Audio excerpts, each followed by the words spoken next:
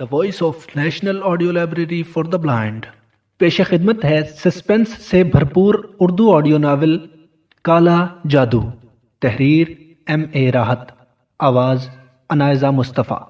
Please like, share and subscribe our channel national audio library for the blind.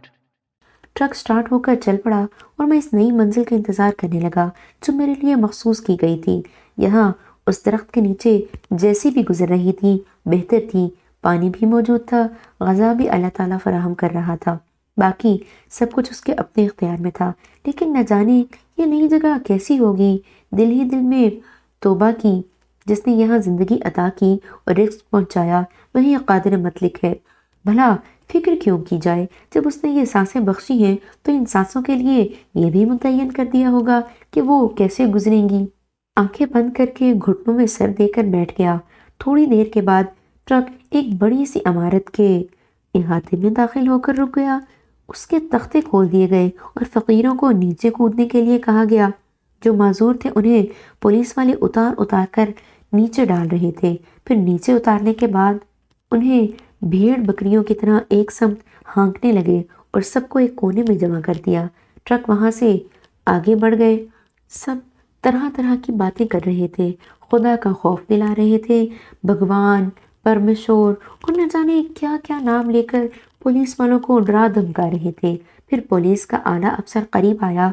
उसने सबको देखा और कहा, तुम लोगों को शर्म नहीं आती?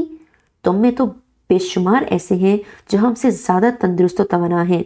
मैं माजूरों को नहीं कहता, लेकिन जो तंदुरुस्त हैं वो तो अपना काम मेहनत मजदूरी करके चला सकते हैं।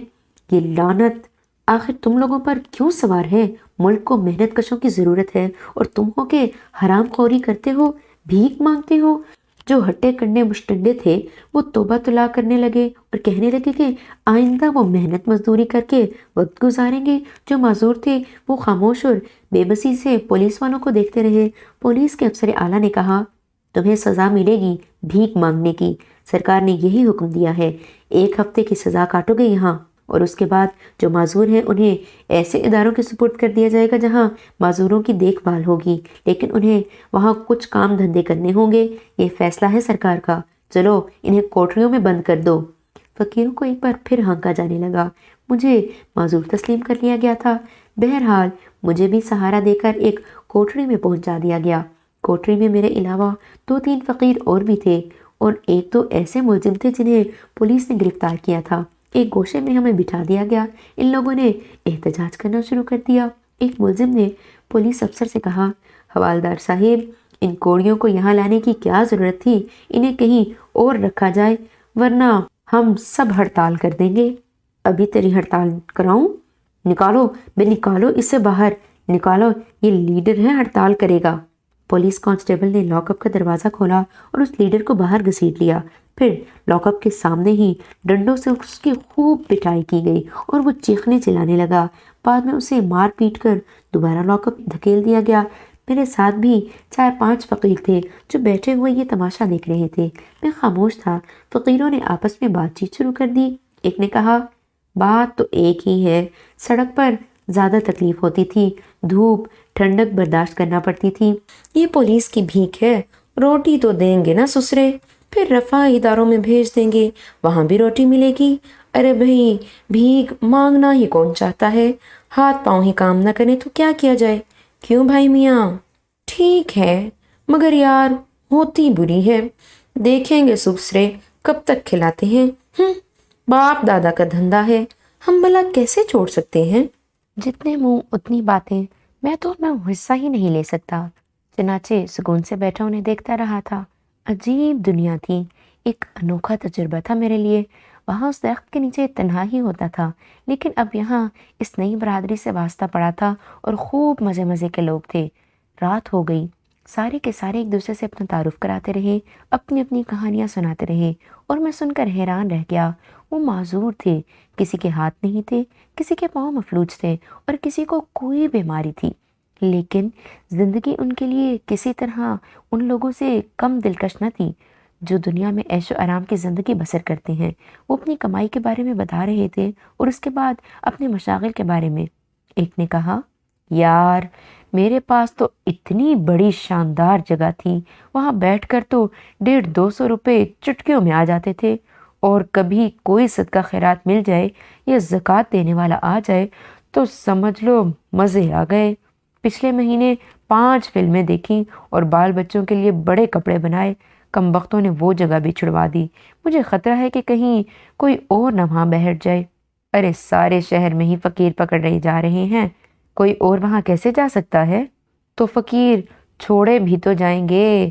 ابھی ہم سب سمجھتے ہیں کوئی نیا حکم آیا ہوگا، کسی نئے افسر کو سوجی ہوگی، اس نے یہ حکم چلا دیا، بعد میں بھول جائے گا، اور بھولے گا تو باقی لوگ بھی بھول جائیں گے۔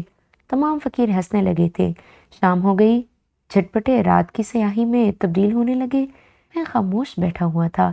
ایک فقیر نے دوسرے سے کہا، ابے پہلوان، بیڑی ہوگی تیرے پاس؟ ابھی میں خود مر رہا ہوں، پورا بنڈل پڑا ہوا تھا جیب میں، اٹھا پٹخ میں نکل گیا کہیں۔ مارے گئے، اب کیا ہوگا؟ کوئی جگاڑ لگانی پڑے گی پیارے۔ یہ پولیس والے بھی سارے کے سارے رام بھروسے ہوتے ہیں، چائے تک نہیں ملی، سارا دن گزر گیا۔ بیڑی کی طلب ہو رہی ہے یار، بے کسی کے پاس بیڑی ہے؟ سگریٹ پیو تو لے لو بادشاہ، بیڑی نہیں ہے، لا دے دے۔ ہفتے بھر کی خوشخبری سنائی گئی ہے، مال احتیاط سے خرچ کرو۔ تیسرے فقیر نے باقی 2 کو ہوشیار کیا اور سگریٹ کے کش بڑی ترتیب سے لگائے جانے لگے۔ پٹنے والا ملزم کراہ رہا تھا۔ 2 پارٹیاں ہو گئی تھیں، ایک فقیروں کی، دوسری جرائم پیشہ افراد کی، مگر کوئی کچھ نہیں بول رہا تھا کیونکہ ایک بولنے والے کی کراہیں اب تک سنی جا رہی تھیں۔ رات کا کھانا دیا گیا، 2 روٹیاں، دال وغیرہ، سب کھانے میں مصروف ہو گئے۔ لاک اپ کے سامنے راہداری میں ایک ملگجا بلب روشن تھا جس سے لاک اپ میں بھی روشنی پھیلی ہوئی تھی۔ کھانے سے فارغ ہو کر سب آرام کرنے زمین پر لیٹ گئے۔ میں بھی اپنی جگہ گھٹنوں میں سر دیے بیٹھا ہوا تھا۔ لاک اپ میں ایک اور ملزم کا اضافہ ہوا، دروازہ کھول کر اسے اندر دھکیل دیا گیا۔ میں نے سر اٹھا کر اسے دیکھا اور پورا بدن کرب سے چیخ اٹھا۔ زخموں کے منہ کھل گئے اور وہ چیخ اٹھے۔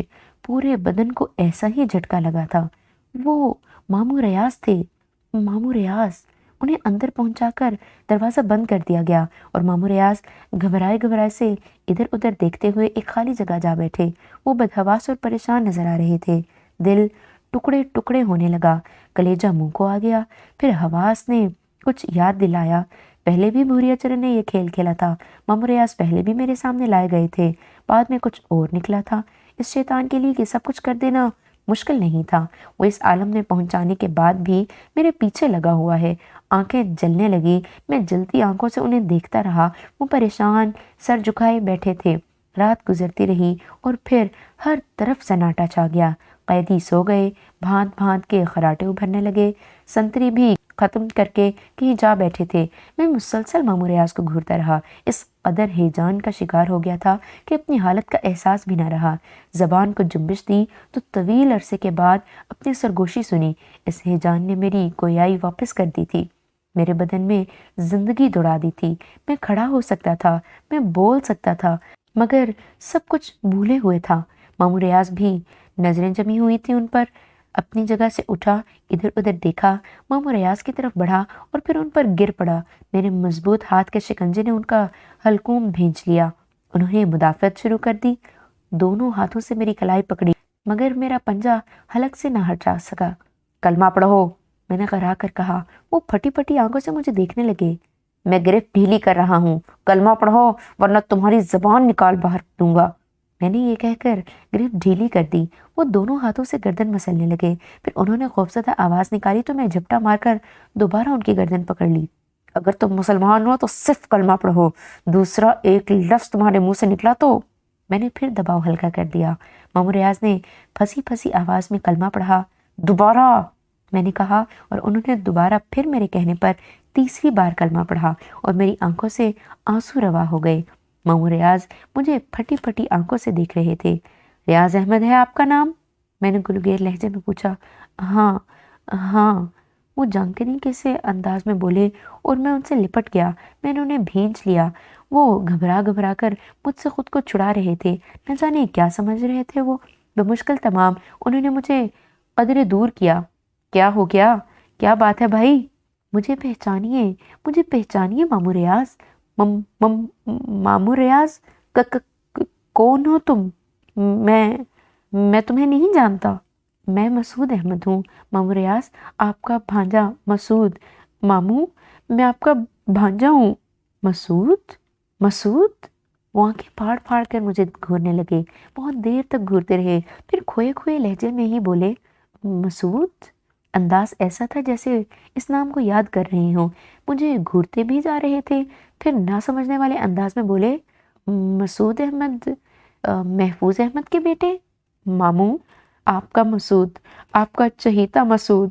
معاف کرنا بھائی، کچھ عجیب سی بات ہے، میرا بھانجا مسعود تھا تو صحیح، مگر وہ تو مر چکا ہے، یہی نا؟ تم مسعود کیسے ہو سکتے ہو؟ وہ آنکھیں پھاڑ پھاڑ کر مجھے دیکھتے رہے، پھر آہستہ سے بولے تم واقعی مسعود ہو؟ معاف کرنا، کچھ سمجھ میں نہیں آ رہا۔ اگر تم مسعود ہو تو ان کا بدن تھر تھرانے لگا، بہت زور کی تھر تھری طاری ہو گئی تھی ان پر۔ ماموں، میں مسعود ہی ہوں۔ میں ان سے لپٹ کر سسکنے لگا اور ماموں کانپتے رہے۔ یکایک ان کے انداز میں تغیر پیدا ہوا اور پھر انہوں نے بے اختیار مجھے بھینچ لیا۔ ان کے حلق سے گھٹی گھٹی آوازیں نکلنے لگی، مسعود، میرے بیٹے۔ وہ زاروں قطار رونے لگے۔ تم زندہ ہو مسعود، تم واقعی زندہ ہو؟ ہاں مامو ریاض، جتنا زندہ ہوں آپ دیکھ رہے ہیں۔ یہ کیا حلیہ بنا رکھا ہے بیٹے، کیا کر ڈالا تم نے مسعود؟ ہڈیوں کا ڈھانچہ بنے ہوئے ہو مسعود میرے بیٹے، یہاں ملنا تھا تمہیں، یہ زخم بھی لگانا تھا میرے کلیجے پر۔ سنبھالیے ماموں، خود کو خدا کے لیے سنبھالیے۔ کیسے سنبھالوں؟ ہزاروں آنسو رکے ہوئے ہیں میری آنکھوں میں، لاکھوں دعاؤں کا نتیجہ ہو تم، کیسے سنبھالوں؟ ضروری ہے ماموں، ضروری ہے، خدا کے لیے خود کو سنبھالیے۔ مسعود، کیا بیت گئی ہم پر، اب تو عرصہ ہو گیا، اب تو تمہاری یاد بھی کھو بیٹھے تھے ہم۔ مسعود، کیا کہوں، کیسے بتاؤں تمہیں میرے بچے، کیا کیا گزری ہے ہم پر، باجی پر کیا گزری ہے، سب پر کیا گزری ہے۔ ہم انسانوں کی طرح جینا بھول گئے ہیں بیٹے، ہم ایسے نہیں جی رہے جیسے دنیا والے جی رہے ہیں۔ ہم میں نے اپنے لباس سے ماموں کے آنسو خشک کیے۔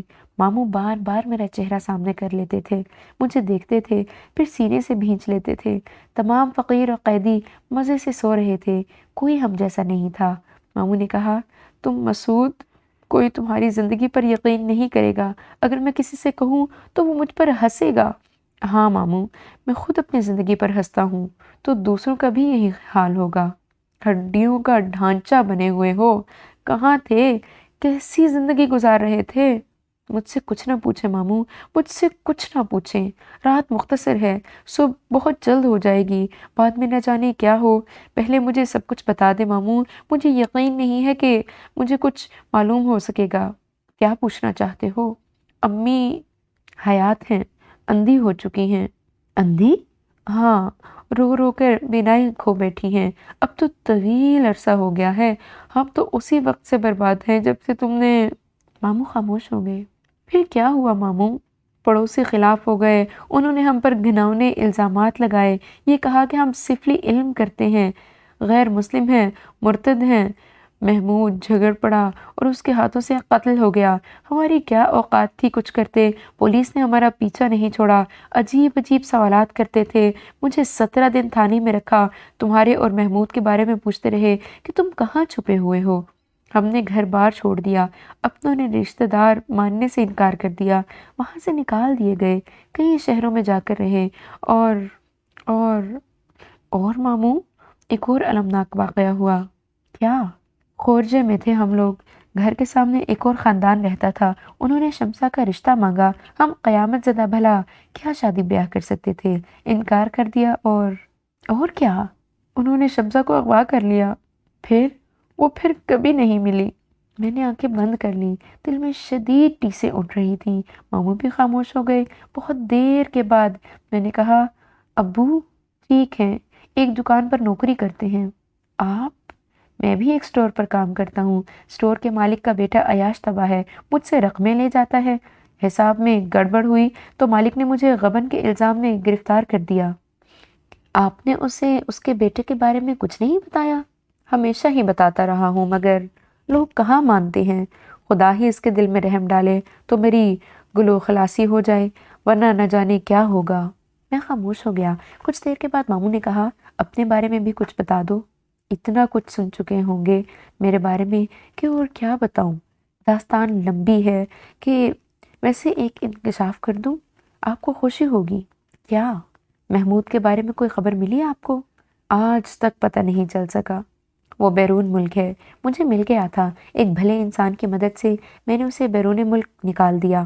یقیناً بعد میں اس نے آپ سے رابطے کی کوشش کی ہوگی، لیکن آپ کا پتہ نہ پا سکا ہوگا۔ کیا سچ مچ ایسا ہے؟ ہاں، امی اور ابو کو بھی یہ بات ضرور بتا دیجئے، انہیں خوشی ہوگی۔ مسعود تم نہیں ماموں، میں شاید ابھی ان کے قدم بوسی کے قابل نہیں ہوں، شاید ابھی یہ سعادت میرے مقدر میں نہیں ہے۔ تمہارے اوپر جو مقدمات تھے ان کا کیا ہوا؟ بہت سے مقدمات کے اضافے ہو چکے ہیں، فیصلے ہوں گے، سب کے فیصلے ہوں گے، اللہ مالک ہے۔ ان سے ملو گے نہیں؟ امی ابو سے؟ ہاں ضرور ملوں گا، ان سے کہہ دیجئے زندہ رہیں، میرے لیے زندہ رہیں، میں ان سے ضرور ملوں گا۔ یہاں کس الزام میں آئے ہو؟ بس ماموں، اور کچھ نہ پوچھیں، خدا کے لیے اور کچھ نہ پوچھیں، اللہ آپ کو اس مشکل سے نکالے۔ ہم دونوں ساری رات روتے رہے، باتیں کرتے رہے، میں اپنے بارے میں انہیں کیا بتاتا۔ صبح ہو گئی، دن کے 10 بجے تھے کہ کچھ لوگ لاک اپ کے دروازے پر آئے۔ ماموں ریاض انہیں دیکھ کر کھڑے ہو گئے۔ ایک خاتون بھی تھی، ایک عمر رسیدہ شخص، ایک نوجوان اور پولیس انسپکٹر۔ انسپکٹر نے کانسٹیبل سے دروازہ کھولنے کے لیے کہا اور کانسٹیبل نے دروازہ کھول دیا۔ انسپکٹر نے ماموں ریاض سے باہر آنے کے لیے کہا اور ماموں ریاض باہر نکل آئے۔ معمر شخص نے ماموں ریاض کے ہاتھوں کی انگلیوں میں انگلیاں پھنسائیں اور انہیں ساتھ لے کر وہاں سے آگے بڑھ گیا۔ کچھ سمجھ میں نہیں آیا تھا، پتہ نہیں کیا قصہ تھا۔ خاموشی سے وقت گزرتا رہا۔ ماموں ریاض کی واپسی کا انتظار کرتا رہا مگر وہ واپس نہیں آئے۔ دوپہر کو تمام فقیروں کو نکالا گیا اور احاطے میں کھڑے ہوئے ایک ٹرک میں بٹھایا گیا۔ ٹرک اسٹارٹ ہو کر چل پڑا، پھر اس نے کوئی 6 گھنٹے تک مسلسل سفر کیا اور پھر ایک جگہ رک گیا۔ پولیس والے نیچے اترے اور انہوں نے ٹرک کا پچھلا حصہ کھول کر فقیروں سے نیچے اترنے کے لیے کہا۔ سب نیچے اترنے لگے مگر کچھ سمجھ میں نہیں آ رہا تھا۔ ویران اور لک و دک جگہ تھی، دور دور تک ریتلی زمین اور اس میں اگی ہوئی توہڑ کی جھاڑیاں، پرندے اور دوسرے جانور بھی نظر آ رہے تھے۔ پتہ نہیں یہ لوگ یہاں لا کر ہمارے ساتھ کیا کرنا چاہتے تھے۔ فقیروں نے احتجاج شروع کر دیا اور چیخنے چلانے لگے۔ پولیس والوں نے ان میں چند کو ڈنڈوں سے مارا۔ ایک موٹا تازہ پولیس والا کہنے لگا، شہر کا بیڑا غرق کر کے رکھ دیا ہے تم لوگوں نے، اب رہو یہاں بھوکے پیاسے اور جاؤ سیدھے جہنم میں۔ کم بختوں سے کام کاج ہوتا نہیں ہے، ہٹے کٹے مسٹنڈے ہو اور بھیک مانگ کر ہمارے حق تلفی کرتے ہو۔ پولیس والے ٹرک میں چڑھنے لگے۔ کچھ معذور فقیروں نے کہا، بابا اللہ تمہارا بیڑا غرق کرے، واپس شہر پہنچنا نصیب نہ ہو تمہیں، ٹرک کا حادثہ ہو جائے۔ ارے ہم سے تو کچھ اور کہا تھا تم لوگوں نے، ارے یہاں کیا کریں گے ہم، تمہارا ستیہ ناس، تمہارا ستیہ ناس۔ پولیس والے ہنستے ہوئے ٹرک پر چڑھ گئے اور ٹرک اسٹارٹ ہو کر آگے بڑھ گیا۔ واقعی بڑا عجیب کام کیا تھا ان لوگوں نے۔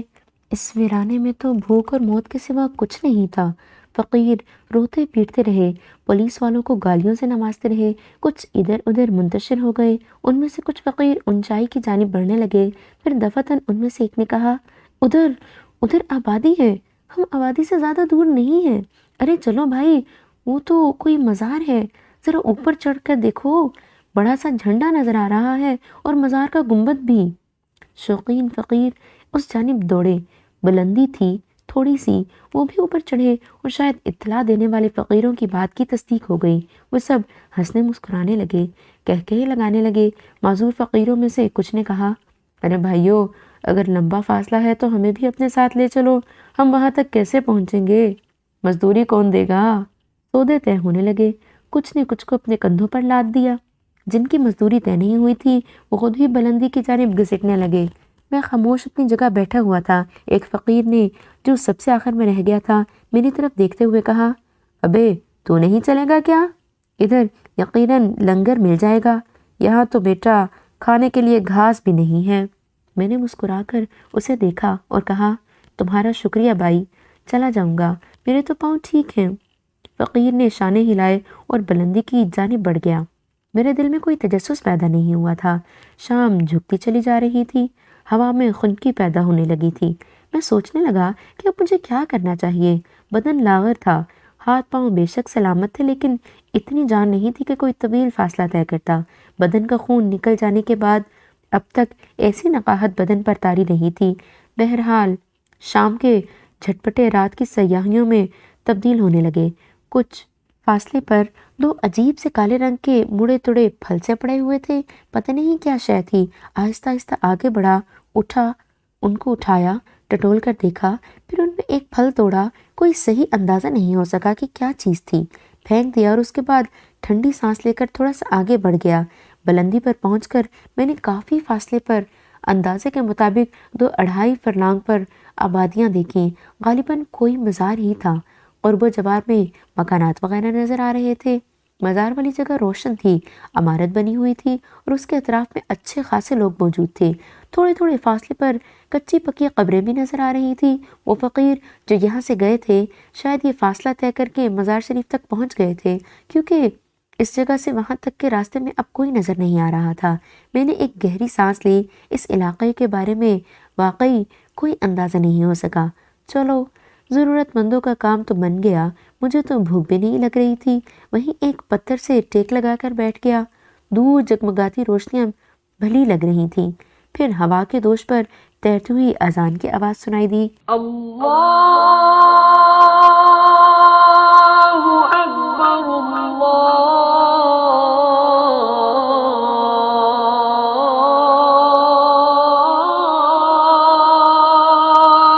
اکبر۔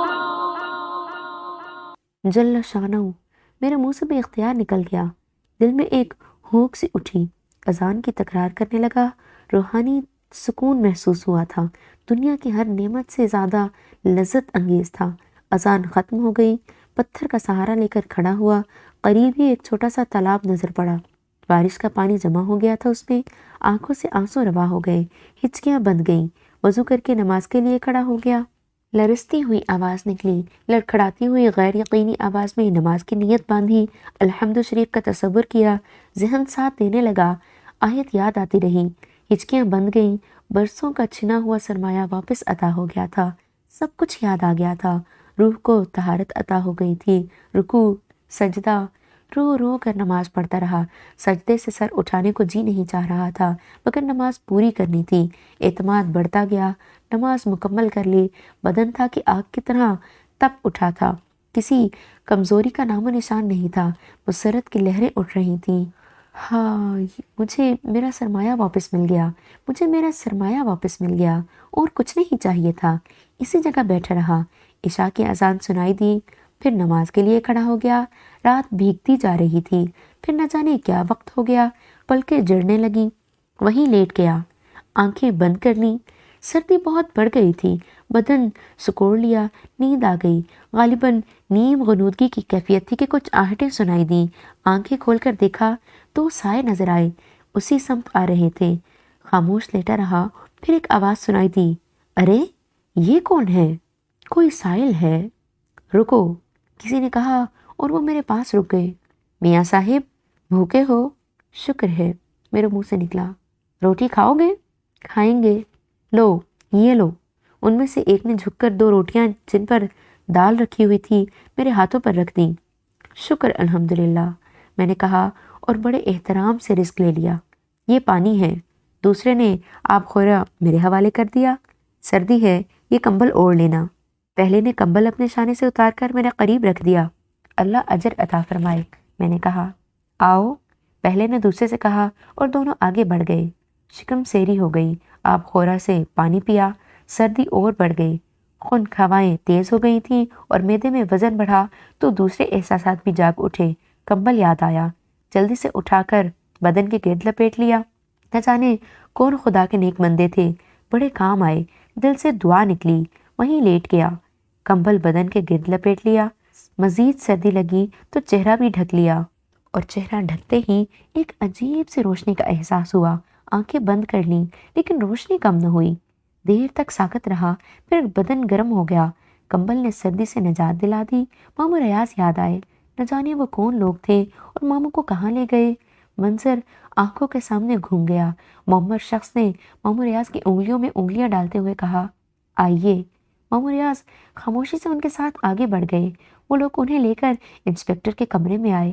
بیٹھیے، انسپکٹر نے کہا۔ عورت اور لڑکا بیٹھ گئے، پھر معمر شخص بھی۔ انسپکٹر نے ماموں ریاض سے کہا، آپ بھی بیٹھیے۔ جی میں، ہاں تشریف رکھیے، انسپکٹر نرمی سے بولا۔ شکریہ۔ نجم الحسن آپ سے سخت شرمندہ ہیں۔ جی؟ ماموں ریاض حیرت سے بولے۔ جی ہاں، انہوں نے غلط فہمی میں اور جذباتی ہو کر آپ کے خلاف رپورٹ درج کرا دی تھی اور اب انہوں نے یہ رپورٹ واپس لے لی ہے۔ حالانکہ پولیس کے کام ذرا مشکل ہوتے ہیں لیکن نجم الحسن میرے دوست ہیں، میں نے ان کے لیے کچھ لچک پیدا کر لی ہے۔ میری رائے ہے ریاض صاحب آپ بھی انہیں معاف کر دیں۔ سر میں سمجھا نہیں۔ بھئی میں آپ کو یہاں لاک اپ سے رہا کرتا ہوں، باقی معاملات آپ خود نجم الحسن صاحب سے طے کر لیں۔ ماموں ریاض کے چہرے پر مسرت کے آثار پھیل گئے۔ انہوں نے آنسو بھری آنکھوں سے نجم الحسن کو دیکھا اور بولے، بڑے صاحب آپ کو یہ معلوم ہو گیا کہ میں بے گناہ ہوں؟ انسپکٹر صاحب ہمیں اجازت دے دیجیے، کوئی ایسی آفیشیل کارروائی تو نہیں کرنی ہے جس کی ضرورت ہو؟ نجم الحسن صاحب نے کہا، نہیں نجم، جاؤ عیش کرو اور ان صاحب کو ذرا مطمئن کر دینا۔ سب لوگ اٹھ گئے۔ معمر عورت نے ریاض ماموں کا ہاتھ پکڑتے ہوئے کہا، ریاض بھائی ہمارے ساتھ چلیے، آپ سے کچھ کام ہے۔ فوراً ہی ریاض ماموں کے ذہن میں میرا خیال آیا اور انہوں نے کہا، انسپکٹر صاحب وہ اسی وقت 2 کانسٹیبل اندر داخل ہوئے اور انہوں نے سلیوٹ کر کے کہا، سر ڈی ایس پی کی گاڑی آ کر رکی ہے۔ اوہ اچھا۔ انسپکٹر جلدی سے کھڑے ہو گئے اور انہوں نے نجم الحسن صاحب سے ہاتھ ملاتے ہوئے کہا، ڈی ایس پی صاحب آ گئے ہیں، اچھا خدا حافظ۔ یہ کہہ کر انسپکٹر صاحب نجم الحسن صاحب سے پہلے اپنے آفس کے کمرے سے باہر نکل آئے۔ نجم الحسن صاحب نے ماموں ریاض کا ہاتھ پکڑتے ہوئے کہا، آئیے ریاض صاحب آئیے۔ ماموں ریاض غالباً میرے بارے میں پھر بھی کچھ کہنا چاہتے تھے لیکن یہ موقع نہیں تھا، چنانچہ وہ خاموشی سے نجم الحسن صاحب کے ساتھ باہر نکل آئے۔ باہر ایک کار کھڑی ہوئی تھی۔ نجم الحسن صاحب نے انہیں ڈرائیور کے ساتھ بٹھایا۔ پچھلے حصے میں وہ نوجوان لڑکا، معمر خاتون اور نجم الحسن صاحب بیٹھے اور کار اسٹارٹ ہو کر تھانے کی عمارت کے احاطے سے باہر نکل آئی۔ اس کے بعد یہ لوگ ایک خوبصورت بنگلہ نما عمارت میں داخل ہوئے۔ کمرے میں پہنچے اور نجم الحسن صاحب نے نوجوان لڑکے کو دیکھتے ہوئے کہا، اگر تمہارے خون میں شرافت کا ایک ذرہ بھی باقی ہے تو ریاض صاحب کے قدموں میں گر کر معافی مانگو۔ وہ اگر چاہتے تو تمہارا نام بھی لے سکتے تھے۔ کیا دھرا سب کچھ تمہارا تھا۔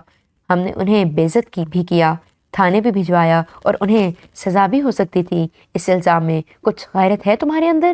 نوجوان لڑکا آگے بڑھا اور اس نے جھک کر ریاض ماموں کے پیر پکڑنے چاہیے۔ ریاض ماموں نے اسے بازوؤں سے پکڑ کر کھڑا کر دیا اور کہنے لگے، بیٹے میری مجبوریاں ہیں۔ میں نے تم سے کئی بار کہا تھا کہ جو رقم تم مجھ سے لیتے ہو اس کا کسی نہ کسی شکل میں اندراج کرا دو۔ تمہارے ابو تمہیں معاف کر سکتے ہیں، میرے لیے مشکل ہو جائے گی، لیکن خیر تقدیر میں یہ بھی تھا۔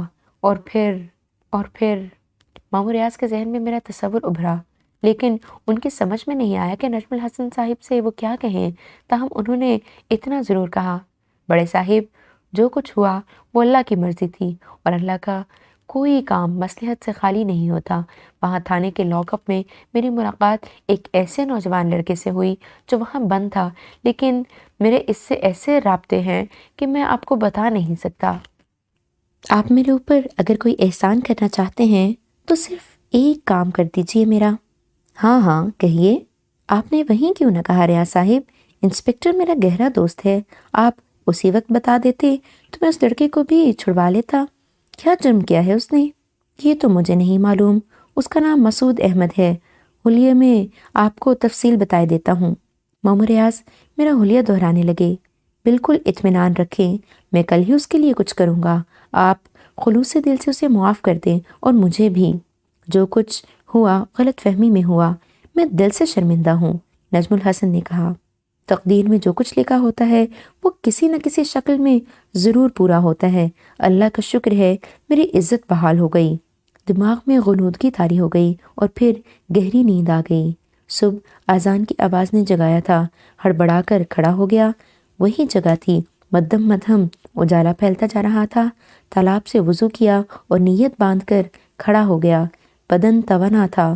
خشوع و خضوع سے نماز پڑھی۔ دل و دماغ شاد ہو گئے۔ سورج کی پاکیزہ کرنیں انہیں چھونے لگیں۔ ادھر ادھر دیکھا، پھر مزار شریف کی طرف اور پھر کمبل اٹھا کر کاندھے پر ڈالا اور وہاں سے آگے بڑھ گیا۔ رخ مزار شریف کی طرف تھا۔ فاصلہ محسوس ہی نہ ہوا۔ کچھ دیر کے بعد وہاں پہنچ گیا۔ گو قرب و جوار میں باقاعدہ کوئی شہر یا بستی آباد نہیں تھی، لیکن یہ خود مزار کی بستی بھی کم نہیں تھی۔ زائرین کے لیے قیام گاہیں بنی ہوئی تھیں، دکانیں لگی ہوئی تھیں، لوگ ادھر سے ادھر آ جا رہے تھے۔ ایک بزرگ کو دیکھا، سفید کپڑے پہنے ہوئے تھے، 2 بڑے تھیلے دونوں ہاتھوں میں لٹکائے ہوئے تھے، میری طرح نڈھال نظر آ رہے تھے۔ مجھے امداد طلب نظروں سے دیکھا، پھر اشارہ کیا تو میں قریب پہنچ گیا۔ میاں مزدوری کرو گے؟ وہ بولے۔ ضرور کریں گے، یہ تھیلے وہاں پہنچانے ہیں۔ انہوں نے کافی فاصلے پر اشارہ کیا۔ بسم اللہ۔ میں نے جلدی سے تھیلے اٹھائے۔ پہلے پیسے بتا دو، جو عنایت فرمائیں گے لے لیں گے، بعد میں جھگڑا نہ کرنا۔ نہیں کریں گے، آئیے۔ میں تھیلے سنبھال کر آگے چل پڑا۔ بزرگ میرے پیچھے پیچھے آ رہے تھے۔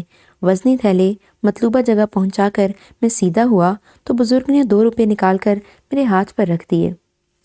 بے حد شکریہ۔ کم تو نہیں ہے؟ نہیں، بہت ہیں، اگر آپ نے خوشی سے دیے ہیں۔ ناشتہ کرو گے؟ نہیں، عنایت ہے، ناشتے کے لیے اللہ نے بندوبست کرا دیا ہے۔ میں نے 2 روپے مٹھی میں دبا کر اسی وقت ریسٹ ہاؤس کے ایک کمرے سے کوئی 11 سالہ لڑکا بھاگتا ہوا باہر نکلا۔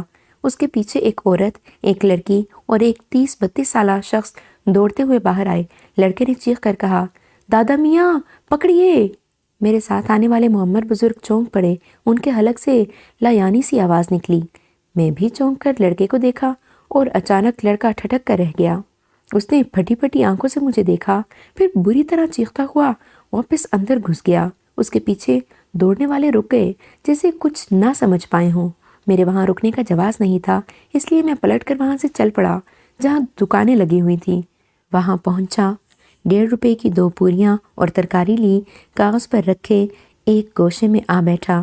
پڑا کھول کر سامنے رکھا تو ایک بوڑھا فقیر نزدیک آ بیٹھا۔ اس نے کہا، ارے واہ، چپڑی اور 2 حصہ کر لو، مل بانٹ کر کھانا اچھا ہوتا ہے۔ ٹھیک ہے، ایک تم لے لو۔ میں نے ایک پوری پر آدھی ترکاری رکھ کر اس کے حوالے کر دی۔ اس نے خوشی سے پوری لے لی اور میرے ساتھ بیٹھ کر کھانے لگا۔ کچھ دیر کے بعد ہم فارغ ہو گئے۔ پانی پیو گے؟ ہاں، آؤ تلاش کریں۔ نہیں، میں دیتا ہوں، اس نے کہا اور اپنی گدڑی سے ایک ٹوٹا پھوٹا سلور کا گلاس نکالا۔ گلاس خالی تھا۔ اس نے اسے میرے سامنے کرتے ہوئے کہا، لو، پہلے تم پی لو۔ میں حیرت سے بولا، پانی کہاں ہے؟ وہ ایک دم ہنس پڑا، پھر بولا، دیکھو تو پانی دیکھنا ضروری ہوتا ہے نا؟ بات میری سمجھ میں نہیں آئی، لیکن اچانک ہی ہاتھ میں تھما ہوا گلاس وزنی محسوس ہوا اور اس سے پانی چھلکنے لگا۔ میری آنکھیں حیرت سے پھٹی کی پھٹی رہ گئیں۔ وہ جلدی سے بولا، تم پیو بھائی، پھر مجھے دے دو۔ مگر میں پینا بھول گیا تھا۔ اس نے اپنی گدڑی سے خالی گلاس نکالا تھا اور یہ گلاس میرے ہاتھ میں آیا تھا تو بالکل ہلکا تھا، لیکن اب وہ پانی سے لبالب بھرا ہوا تھا۔ اس نے پھر ایک کلکاری ماری اور کہنے لگا، پوری تمہاری، پانی تمہارا، حساب برابر۔ دیکھو تو ملے، سوچو تو پاؤ۔ ارے جلدی کرو، ہمیں پیاس لگ رہی ہے، مرچیں لگ رہی ہیں، مرچیں۔ وہ اپنے دونوں گال پیٹتا ہوا بولا اور میں نے بادل نخواستہ پانی کا گلاس منہ سے لگایا۔ طبیعت سیر ہو گئی اور پھر جب گلاس پیچھے ہٹایا تو وہ کناروں تک لبالب بھرا ہوا تھا۔ اس نے جلدی سے گلاس میرے ہاتھ سے چھین لیا۔ نہ گلاس تمہارا، نہ کمبل ہمارا، اپنا راستہ ناپو، ہم بھی چلے۔ یہ کہہ کر اس نے گلاس گدڑی میں ڈالا اور تیز تیز قدموں سے وہاں سے آگے بڑھ گیا۔ میں شدت حیرت سے گنگ رہ گیا تھا۔ عجیب سا شخص تھا، پھٹے پرانے چیتھڑے لگے ہوئے تھے لباس میں، کاندھے سے جھولی لٹکائے تھا۔ ایک اونچی سی قبر کے کتبے کے پیچھے پہنچ کر وہ میری نگاہوں سے اوجھل ہو گیا اور میں سوچتا ہی رہ گیا۔ کوئی بات سمجھ میں نہیں آئی تھی۔ گردن جھٹکی اور پھر سوچنے لگا کہ اب کیا کرنا چاہیے۔ دن خوب چڑھ گیا تھا اور رات کی نسبت دھوپ میں تیزی پیدا ہونے لگی تھی۔ جگہ جگہ بوسیدہ قبریں، ٹوٹے پھوٹے لکھورے اینٹوں سے بھرے مقبرے نظر آ رہے تھے۔ بہت سی جگہ چھاؤں تھی، کسی بھی جگہ کا انتخاب کیا جا سکتا تھا۔ کچھ ایسا شکم سیر ہو گیا تھا اس ایک پوری سے کہ بدن بوجھل محسوس ہونے لگا تھا۔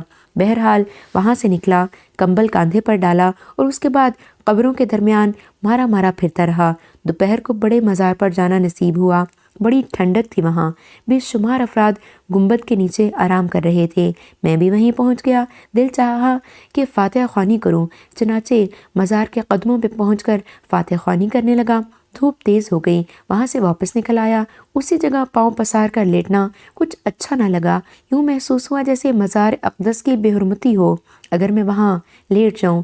بہت سی جگہ خالی پڑی ہوئی تھیں، گھنے درختوں کے سائے دور دور تک پھیلے ہوئے تھے۔ باہر نکلا اور ایک گھنے درخت کے نیچے آ کر لیٹ گیا۔ کمبل تو تہہ کر کے تکیہ بنا کر سر کے نیچے رکھا اور درختوں کے پتوں کو گھورنے لگا۔ ننھے ننھے پرندے چہچہا رہے تھے، جگہیں تبدیل کر رہے تھے۔ ان کے پروں کی پھڑپھڑاہٹ بڑی خوشنما لگ رہی تھی۔ طبیعت میں ایک عجیب سی فرحت تھی جسے الفاظ نہیں دے سکتا تھا۔ بہت دیر اسی طرح گزر گئی۔ آنکھوں میں کچھ بوجھ سا پیدا ہو گیا تھا۔ بھوک تو نام و نشان کو نہیں تھی۔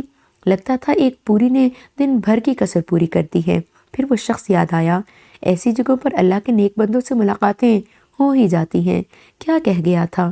دیکھو تو پاؤ، سوچو تو جانو۔ بالکل یوں لگتا تھا جیسے تمام اوقات میری نگاہوں کے سامنے سے گزر رہے ہوں، میں خود بھی ان میں شریک ہوں۔ یہ کیسے ہوا تھا؟ یہ کیا بات تھی؟ کچھ سمجھ میں نہیں آیا۔ بہت دیر تک غور کرتا رہا اور پھر گردن ہلا کر کروٹ بدل لی۔ مامو ریاض بیچارے، اگر جو کچھ میرے ذہن میں آیا سچ ہے تو اس کا مطلب ہے کہ مصیبت سے نکل گئے۔ سوال یہ پیدا ہوتا ہے کہ یہ سب کچھ میرے ذہن میں کیسے آیا؟ ٹھنڈی ہواؤں نے آنکھوں کے پپوٹے بوجھل کر دیے تھے اور ہلکا سا سرور ذہن پر طاری ہو گیا تھا، لیکن سوچوں کے دائرے محدود نہیں ہوئے تھے۔ سوچوں کا عظیم سرمایہ محفوظ تھا۔ دماغ بوجھل ضرور ہو گیا تھا لیکن حاضر تھا۔ مامو ریاض کے دل میں ضرور ہوگا کہ میرے لیے کچھ کریں، ہر چند کہ میں نے انہیں اپنے بارے میں کچھ نہیں بتایا تھا، لیکن اتنا جانتا تھا کہ وہ بھی دیوانے ہو گئے ہوں گے۔ اگر بڑے افسر نہ آ جاتے تو ہو سکتا ہے جو کچھ میرے ذہن میں آیا اس کے بعد بھی انہوں نے کچھ کیا ہو سکتا ہے انہوں نے گھر جا کر میرے بارے میں امی اور ابو کو بتایا ہو۔ کیا گزری ہوگی ان پر؟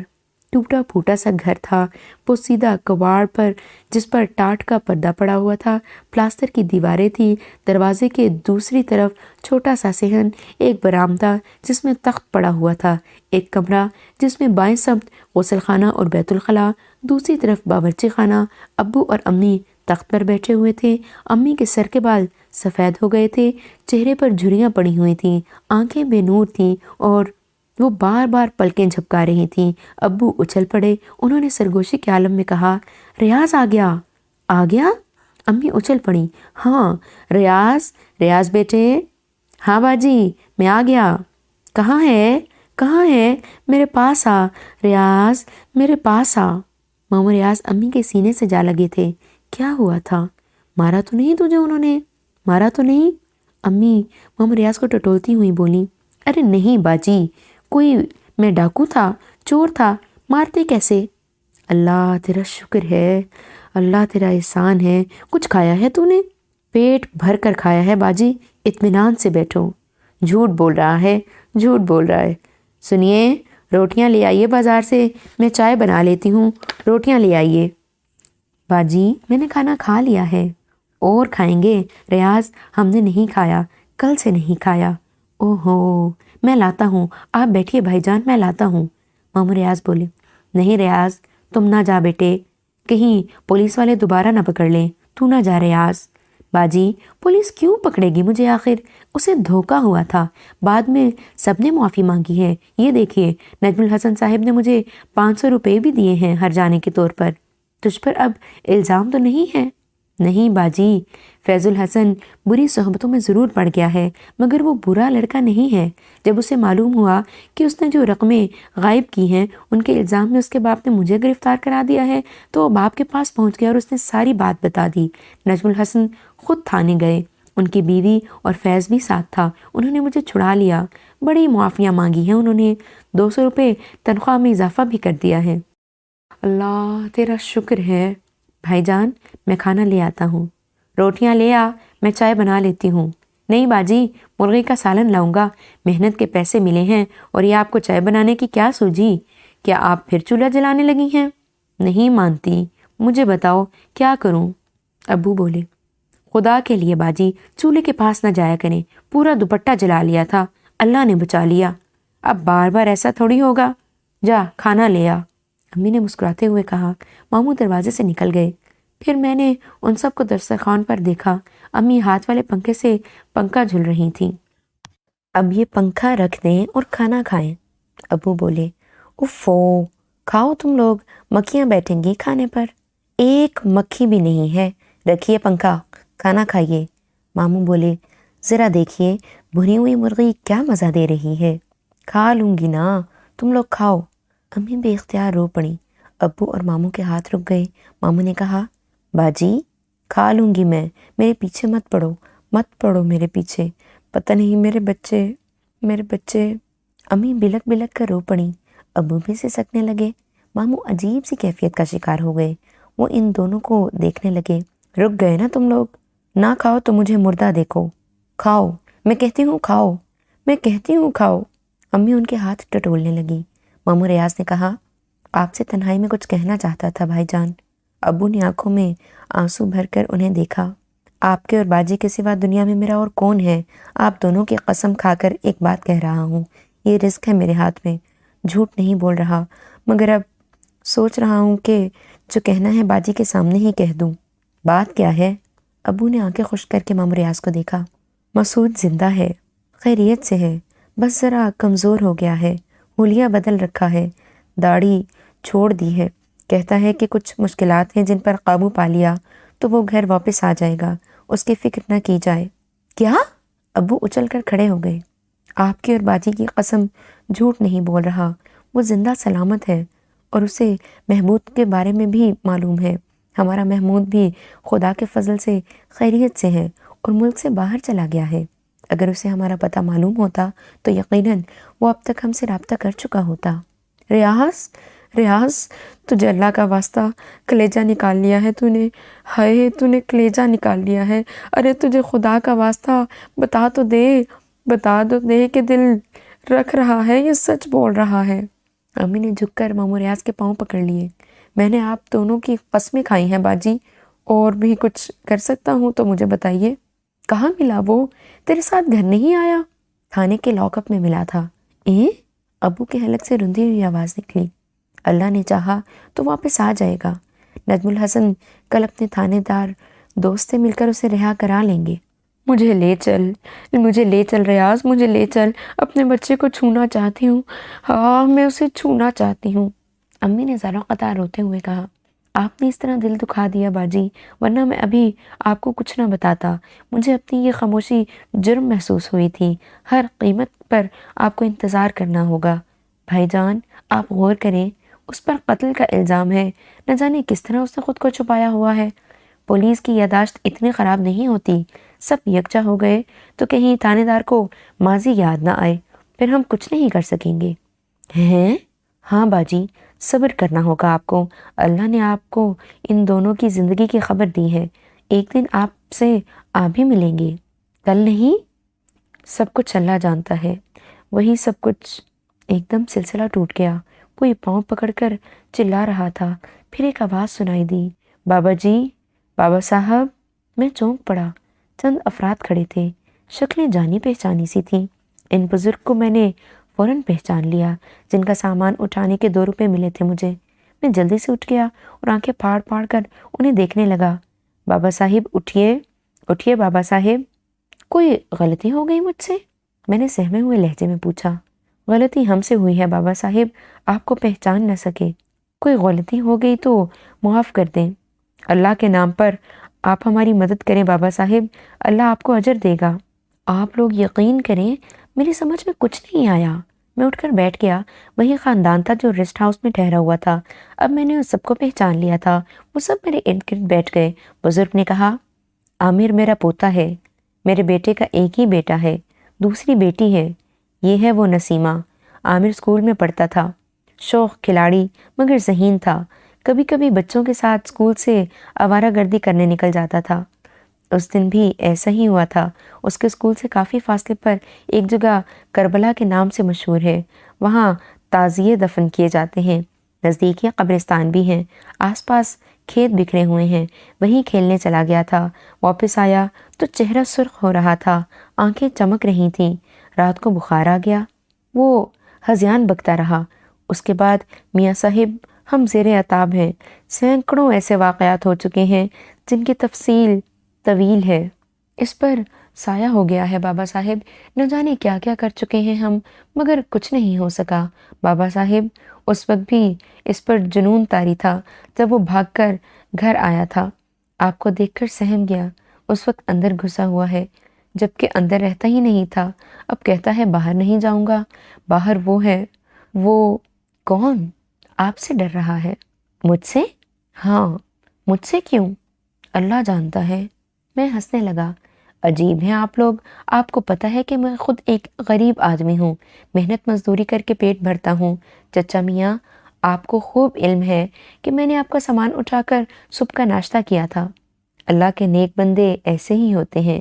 دیکھیے بابا صاحب، ہم بھلا آپ سے کچھ کہنے کی کہاں اہلیت رکھتے ہیں، اتنا ضرور کہیں گے کہ اللہ نے اپنی کوئی امانت آپ کو سونپی ہے تو اسے دوسروں کی بھلائی کے لیے ضرور استعمال کریں، آپ کی سربلندی میں اضافہ ہی ہوگا۔ ہم پریشان لوگ ہیں، نہ جانے کہاں کہاں مارے پھر رہے ہیں۔ وہ معصوم بچہ ہے، کل 11 سال عمر ہے اس کی، پوری زندگی تباہ ہو جائے گی اس کی، ماں رو رو کر مر جائے گی اس کی، سولی پر لٹکے ہوئے ہیں ہم لوگ، اللہ کے نام پر ہماری مدد کریں۔ بزرگ رونے لگے۔ مگر محترم، میں ایک عام آدمی ہوں، میں خود زندگی کا ستایا ہوا ہوں، آپ کو ضرور میرے بارے میں غلط فہمی ہوئی ہے۔ وہ صرف آپ سے خوفزدہ ہے، کہتا ہے باہر نہیں جائے گا، باہر کمبل والے بابا ہیں اور کمبل آپ ہی کے پاس ہے۔ کمبل؟ میرے پورے وجود میں بم سا پھٹا۔ کمبل؟ کمبل؟ میں نے پھٹی پھٹی آنکھوں سے اس کمبل کو دیکھا جسے ابھی سرہانے رکھے سو رہا تھا۔ یہ عطیہ انہی 2 بزرگوں میں سے ایک نے مجھے دیا تھا، مگر اس وقت میری اندھی آنکھوں نے اسے نہیں پہچانا تھا، اب تک نہیں پہچانا تھا۔ یہ تو وہی کمبل تھا جو ایک بار پہلے بھی مجھے مل چکا تھا۔ میں بھلا اس کمبل کو بھول سکتا تھا؟ جب یہ ملا تھا تو مجھے عروج ملا تھا اور پھر میں نے اسے کھو دیا تھا۔ ہاں، یہ وہی کمبل تھا، 100% وہی تھا۔ دماغ میں شیشے سے ٹوٹنے لگے، چھناکے ہونے لگے۔ وہ دونوں بزرگ یاد آئے جن میں سے ایک نے مجھے کمبل دیا تھا، شکلیں یاد نہیں تھی لیکن باقی سب کچھ یاد تھا۔ کمبل اوڑھا تھا اور اس کے بعد امی اور ابو کو دیکھا تھا، ماموں ریاض کے بارے میں آگے کا سارا حال دیکھا تھا۔ کوئی تصور اتنی جامع شکل نہیں اختیار کر سکتا۔ میں نے وہ سب کچھ دیکھا تھا جس کا تصور بھی نہیں کیا تھا۔ بابا صاحب، بزرگ کی آواز نے مجھے چونکا دیا۔ جی، میں وہ خدا کے لیے بابا صاحب، خدا کے لیے، اللہ نے آپ کو کچھ دیا ہے تو اسے اللہ کی راہ میں خرچ کریں، خدا کے لیے بابا صاحب۔ بزرگ نے دونوں ہاتھ جوڑ دیے۔ میں تڑپ اٹھا۔ ایسا نہ کریں محترم، خدا کے لیے ایسا کر کے مجھے گنہگار نہ کریں، ہماری مدد کریں۔ آپ مجھے وقت دیجئے، کچھ کر سکا تو ضرور کروں گا، آپ سے وعدہ کرتا ہوں، میں خود حاضری دوں گا۔ بہت بہتر، ہم انتظار کریں گے۔ آپ جائیے، میں آپ کے پاس ضرور آؤں گا، اگر آپ کا کام نہ کر سکا تو معذرت کرنے آ جاؤں گا، میں نے کہا، اور وہ سب امید بھری نظروں سے مجھے دیکھتے ہوئے واپس چلے گئے۔ میں نے دیوانہ وار آگے بڑھ کر کمبل اٹھا لیا، اسے سینے سے لگا لیا۔ سکون کا ایک سمندر سینے میں اتر گیا تھا۔ دیر تک اس سکون سے بہرور ہوتا رہا۔ شام کے سائے جھک رہے تھے، عصر کی نماز کا وقت ہو گیا۔ پانی تلاش کر کے وضو کیا، نماز پڑھی، اسی درخت کے نیچے بسیرا کر لیا تھا۔ رات ہو گئی، عشاء کی نماز سے فارغ ہوا تھا کہ کھانا آ گیا۔ بابا صاحب، لنگر لے لیجئے، صاحب مزار کے نام کا ہے۔ انکار نہ کر سکا، تھوڑا بہت کھانا کھایا، اس کے بعد کمبل اوڑھ لیا۔ دل میں کہا، مجھے اس نعمت سے سرفراز کرنے والوں، مجھ سے زیادہ تم میرے بارے میں جانتے ہو۔ میں کور بینا ہوں، میری نظر محدود ہے، میری عقل محدود ہے۔ جو منصب مجھے عطا کیا گیا ہے اس سے عہدہ برا ہونے کے لیے رہنمائی درکار ہے۔ میری عقل ناقص، صحیح فیصلے کرنے سے قاصر ہے۔ مجھے رہنمائی عطا ہو، مجھے رہنمائی عطا ہو، رہنمائی درکار ہے۔ مجھے رہنمائی چاہیے۔ آنکھوں سے آنسو روا ہو گئے۔ کسی نے زور سے دھکیل کر کہا، بڑا پھیل کر سو رہا ہے، سرک جگہ دے۔ میں لڑک گیا تھا، جلدی سے اٹھ کر بیٹھ گیا۔ یہ بھی پھٹے پرانے کپڑوں میں ملبوس ایک بوڑھا آدمی تھا۔ زمین اللہ کی ہے، اس پر سب کا حق ہے، کیوں نہیں آپ آرام سے لیٹ جائیں۔ میں جلدی سے اٹھ کر بیٹھ گیا۔ بوڑھا آدمی اطمینان سے لیٹ گیا۔ کچھ دیر خاموشی سے گزر گئی، پھر اس نے گردن اٹھا کر مجھے دیکھا اور بولا، پیروں میں بڑا درد ہو رہا ہے، ذرا دبا دے۔ جی۔ میں نے اس کا پاؤں اٹھا کر گود میں رکھ لیا اور اسے دبانے لگا۔ دفتن اس نے بڑی زور سے دوسرا پاؤں میرے سینے پر مارا اور میں بے اختیار لڑک کر دور جا گرا۔ ہاتھوں میں کانٹے اگے ہوئے ہیں، آہستہ نہیں دبا سکتا؟ طاقت آزما رہا ہے میرے پیروں پر؟ اوہ نہیں بابا صاحب، معاف کر دیجئے، اب آہستہ دباؤں گا۔ میں اپنی جگہ سے اٹھ کر دوبارہ اس کے پاس آ بیٹھا، احترام سے دوبارہ اس کا پاؤں لے کر گود میں رکھا اور اسے آہستہ آہستہ دبانے لگا۔ ہاں اب ٹھیک ہے۔ اس نے آنکھیں بند کر لیں۔ کوئی 1 گھنٹہ گزر گیا تو اس نے کروٹ بدل کر دوسرا پاؤں میری گود میں رکھ دیا۔ میں دوسرا پاؤں دبانے لگا۔ کافی دیر گزر گئی۔ اچانک وہ بولا، قاتل بہت ہیں، کچھ زیادہ خطرناک، کچھ کم۔ دشمن کے وار کرنے سے پہلے اس پر وار کر دو، اسے مار ڈالو۔ دشمن نمبر 1 غرور ہے، خود پسندی ہے۔ تمہارے بدن کا لباس، تمہاری بینائی، تمہاری سوچ اور سب سے بڑھ کر تمہاری زندگی اپنی نہیں ہے۔ پھر کس چیز پر حق جتاتے ہو؟ بیوقوفی ہے نا؟ کیوں ہے نا؟ ہاں، سب کچھ قرض ہے، ادھار ہے، ادائیگی ضروری ہے۔ بچا کچھا اپنا ہوتا ہے، دوسرے کے مال پر کیا اترانا؟ کیوں ہے کہ نہیں؟ ٹھیک ہے بابا صاحب، پوچھ لینا اچھا ہوتا ہے، سمجھ میں نہ آئے تو پوچھ لو۔ کس سے بابا صاحب؟ بتانے والا اندر ہوتا ہے، پوچھو گے جواب ملے گا۔ بھٹکنے کی ضرورت ہی کیا ہے، مگر کرنے سے پہلے پوچھو۔ جی بابا صاحب۔ خود غرضی ہمیشہ نقصان دیتی ہے، پہلے دوسروں کے بارے میں سوچو، پھر اپنے بارے میں۔ جذبات سنبھالنے پڑتے ہیں، ورنہ کھیل بگڑ جاتا ہے۔ کیا سمجھے؟ اور کچھ پوچھنا ہے؟ آپ نے جتنا بتایا ہے اتنا تو سمجھ لیا بابا صاحب، اتنا کافی ہے، ضرورت پڑے تو اور پوچھ لینا۔ میں نابینا ہوں بابا صاحب، کچھ نہیں جانتا، سچائی سے سب کچھ کرنا چاہتا ہوں، مگر ناواقفیت کا شکار ہو جاتا ہوں۔ میں نے رندی ہوئی آواز میں کہا۔ چہرہ ڈھک لینا، دل و دماغ روشن ہو جائیں گے، بس کافی ہے۔ بوڑھے شخص نے پاؤں سمیٹ لیے۔ اور دباؤں بابا صاحب؟ نہیں، چلتا ہوں، بوڑھے نے کہا اور پھر تیزی سے آگے بڑھ گیا۔ میں اسے دیکھتا رہا۔ اس نے چند قدم آگے بڑھائے اور پھر ایک درخت کی آڑ میں گم ہو گیا۔ دل بری طرح کانپ رہا تھا۔ رہنمائی ملی تھی، انعام عطا ہوا تھا، ہدایت کی گئی تھی۔ درخت کے نیچے بیٹھ کر سوچ میں ڈوب گیا۔ ساری باتوں کو یاد کر کے دل میں اتارتا رہا۔ پھر وہ لوگ یاد آ گئے جن سے وعدہ کیا تھا۔ کیا کروں؟ کیا کرنا چاہیے؟ لیٹ کر کمبل چہرے پر ڈال لیا۔ ذہن میں ان کا تصور کیا تو چاروں طرف روشنی پھیل گئی۔ وہ سب نگاہوں کے سامنے آ گئے، بزرگ، ان کا بیٹا، بہو، لڑکی اور وہ بچہ۔ زبان باہر لٹکی ہوئی تھی، آنکھوں میں دہشت رقصاں تھی۔ نوجوان لڑکی نے آنکھیں بند کی ہوئی تھیں اور خوف سے کانپ رہی تھی۔ بچے کی ماں کی آنکھوں سے آنسو بہہ رہے تھے اور وہ حسرت بھری نظروں سے بچے کو دیکھ رہی تھی۔ اس کا شوہر سر پکڑے بیٹھا ہوا تھا اور وہی بزرگ تسبیح ہاتھوں میں لیے ہوئے کچھ پڑھ رہے تھے۔ دفتن لڑکے کی زبان لمبی ہونے لگی، سرخ زبان کسی سانپ کی طرح بل کھاتی ہوئی آگے بڑھ رہی تھی۔ اس کی لمبائی کوئی 4 گز ہو گئی اور پھر اچانک اس نے بزرگ کے ہاتھوں میں دبی تسبیح کو لپک لیا۔ نوجوان لڑکی نے دہشت بھری چیخ ماری اور گر کر بے ہوش ہو گئی۔ بات کر لو، چلے جاؤ، حال معلوم ہو جائے گا، چلے جاؤ، کام ہو جائے گا۔ مجھے اپنی آواز سنائی دی۔ میں بول رہا تھا، میں سن رہا تھا۔ مستعدی سے اٹھ کھڑا ہوا، کمبل تہہ کر کے شانوں پر رکھا اور تیز تیز قدموں سے اسی طرف چل پڑا۔ کچھ دیر کے بعد وہاں پہنچ گیا۔ سب لوگ ریسٹ ہاؤس میں تھے۔ میں نے دروازہ بجایا، انہیں بزرگ نے دروازہ کھولا تھا۔ آپ آئیے، دیکھیے اندر کیا ہو رہا ہے۔ آ سکتا ہوں؟ آ جائیے۔ بزرگ دروازے سے ہٹ گئے۔ میں اندر داخل ہو گیا۔ بچہ اچھل پڑا، اس کی زبان فوراً اندر چلی گئی۔ وہ اٹھ کر دیوار سے جا لگا۔ وہ مجھے خوفزدہ نظروں سے دیکھ رہا تھا اور شاید بھاگنے کے لیے جگہ تلاش کر رہا تھا۔ پھر اس نے غرائی ہوئی آواز میں کہا، میرا تمہارا کوئی جھگڑا نہیں ہے، اپنا کام کرو ورنہ اچھا نہ ہوگا۔ ایک گلاس پانی دیجیے، میں نے بزرگ سے کہا اور وہ جلدی سے ایک طرف رکھی سراہی کی طرف بڑھ گئے۔ تم سن نہیں رہے؟ میرا تمہارا کوئی جھگڑا نہیں ہے، لڑکے نے بھاری آواز میں کہا۔ یہاں تم سے جھگڑا کون کر رہا ہے؟ اللہ کے بندے ہو، اللہ کا نام لے کر بات کرو۔ میں نے بزرگ کے ہاتھ سے پانی لے کر اس پر بسم اللہ پڑھ کر پھونکی اور اس کے بعد پانی کا گلاس لڑکے کی طرف بڑھا کر بولا، لو میاں پانی پیو۔ محبت سے کوئی چیز پیش کی جائے تو اسے محبت ہی سے قبول کرنا چاہیے۔ دیکھو آخری بار سمجھا رہا ہوں، ہمارے بیچ میں مت آؤ، تمہیں کوئی فائدہ نہ ہوگا مسوائے نقصان کے۔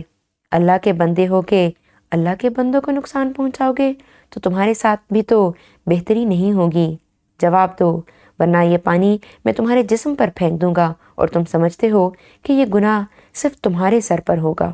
ارے واہ، جھگڑا ہمارا ہے، بیچ میں کود رہے ہو تم۔ ذرا اس سے پوچھو کیا کیا ہے اس نے؟ بچے کھیل رہے تھے، اسے کوئی نقصان بھی نہیں پہنچا تھا۔ شرارت اپنی جگہ ہوتی ہے، پتھر مارنے شروع کر دیے اور اچھا خاصا زخمی کر دیا میرے بچے کو۔ میں بھلا چھوڑوں گا اسے؟ اتنے ہی زخم نہ لگا دوں اسے تو میرا بھی نام نہیں۔ درگزر بھی تو ایک پسندیدہ فعل قرار دیا گیا ہے، بچپن ہے، بے شک تمہیں نقصان پہنچا ہوگا، لیکن اس کی زندگی لے کر تمہیں کیا مل جائے گا؟ اور اگر میرا بچہ مر جاتا تو؟ اللہ نے اسے زندگی عطا فرمائی، تم اس کے صدقے اس کی زندگی بھی قائم رہنے دو، یہ ضروری ہے۔ کیا ضروری ہے اور کیا غیر ضروری ہے میں سمجھتا ہوں۔ تم اپنی یہ ولایت لے کر یہاں سے چلے جاؤ ورنہ میرا تمہارا جھگڑا ہو جائے گا۔ اور ہاں، پہچانتا ہوں تمہیں، اچھی طرح جانتا بھی ہوں، ایک بار دیکھ بھی چکا ہوں، مگر وہ معاملہ ذرا دوسرا تھا۔ ہر ایک کے بیچ میں پہنچ جاتے ہو، تمہارا بھی کچھ کرنا ہی پڑے گا۔ اگر میرے سر پر پتھر مار کر تمہارا دل ٹھنڈا ہو سکتا ہے تو میں حاضر ہوں، کچھ نہ کہوں گا، لیکن بچوں کے باپ ہو، معاف کر دو اسے۔ میں اس کی طرف سے، اس کے تمام اہل خانہ کی طرف سے تم سے معافی چاہتا ہوں۔ اگر کوئی جرمانہ کرنا چاہو، جرمانہ کر دو، ادائیگی ہوگی، مگر اب اسے معاف ہی کر دو تو بہتر ہے۔